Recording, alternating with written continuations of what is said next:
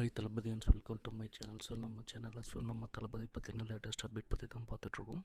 So நம்ம தளபதி வந்து பார்த்திங்கன்னா இப்போது தமிழக அரசியலில் ஒரு மிகப்பெரிய மாற்றத்தை ஏற்படுத்திகிட்ருக்காரு.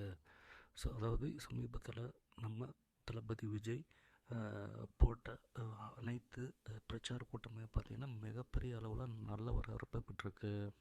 ஸோ இப்போ தற்போது கூட சில நாட்களுக்கு முன்பு ஈரோட்டில் வந்து பிரச்சாரம் வந்து மேற்கொண்டார். ஸோ அதுலேயுமே வந்து பார்த்திங்கன்னா மக்கள் வெள்ளமும் அலைமோதியது. ஸோ மக்களும் சரி ரசிகர்களும் சரி நம்ம தளபதிக்கு ஒரு மிகப்பெரிய வரவேற்பு கொடுத்துருந்தாங்க.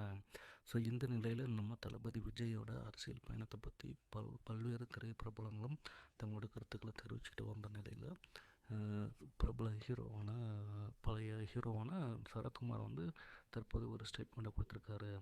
ஸோ அவர் என்ன சொல்லியிருக்காரு அப்படின்னா, அதாவது சினிமாவிலேருந்து அரசியலுக்கு யார் வேணாலும் வரலாம். ஸோ யார் வந்தாலுமே கூட்டம் கூடும், அது வந்து ஒரு பெரிய விஷயமே கிடையாது. ஸோ அதே மாதிரி தான் வந்து இப்போ விஜய்க்கும் வந்து கூட்டம் கூடியிருக்கு. இது ஒரு பெருசாக வந்து ஆச்சரியப்படுறதுக்கு எதுவும் இல்லை அப்படின்னு சொல்லியிருக்காரு.